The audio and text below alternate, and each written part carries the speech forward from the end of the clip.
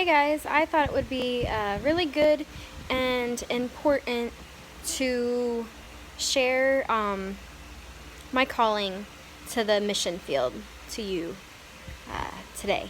So, I grew up in a Christian home.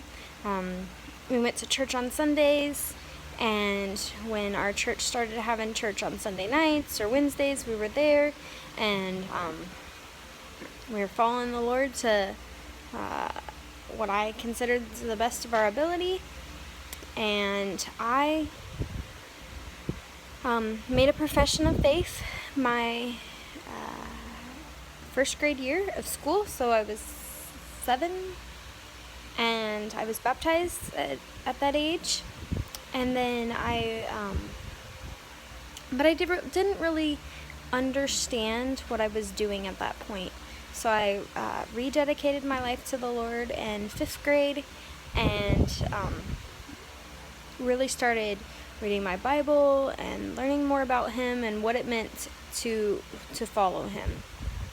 And then in 7th grade, I went to my first year of church camp, and it was amazing. Just spending time with the Lord and learning about what it meant to have quiet time. It was just such a blessing.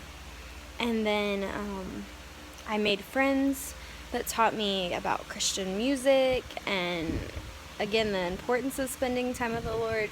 And it was just an encouragement. And then later on, my 3rd or 4th year of church camp, I felt the call to go into youth ministry or to work with kids. So when I went to college, I started at Huntington University with a degree in, or pursuing a degree in children's ministry. And then I ended up transferring to Grace and getting my degree in youth ministry with a minor in behavioral science. And then I got,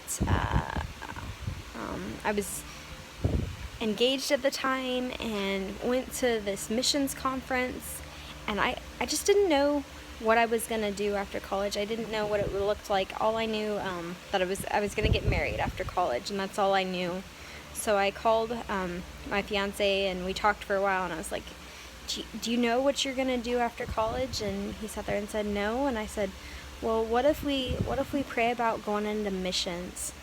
So at this missions conference, there was all these different missionaries to missionary organizations to check out, and there was MAF and New Tribes and so many others, and Wycliffe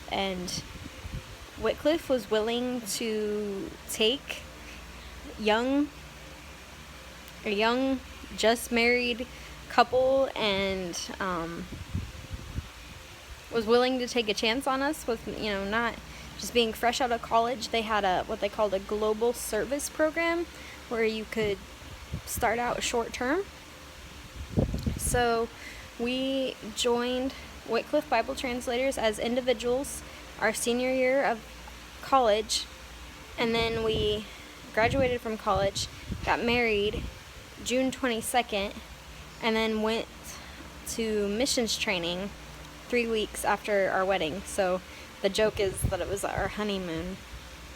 And then we spent a year in the States raising funds, and Daniel spent the year teaching at a local public school, and then we were off to the Philippines.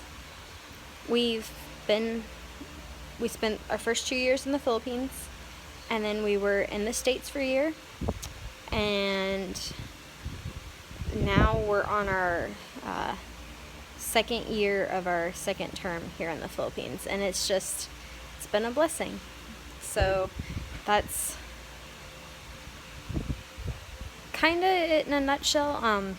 I guess to back up a little bit, when I started dating Dan, I was curious about his background and curious to know about his family, and come to find out Nate Nate Saint, one of the 5 missionaries that was speared to death in Ecuador, he is the great nephew of. And so early on in our relationship, I would hear mission stories and just think, oh, that's so cool, and it'd be so cool to be a missionary. And going to a Christian college, my roommate was an MK, and so one year in college, I ate or read all the missionary books that I could, and I was just fascinated with it. And I still love missionary stories to this day. But anyways, we just felt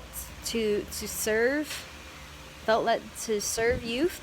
And so now we're serving at Faith International Academy, and this is our 4th year, and we're loving it. So there's my backstory of my call to missions in a nutshell.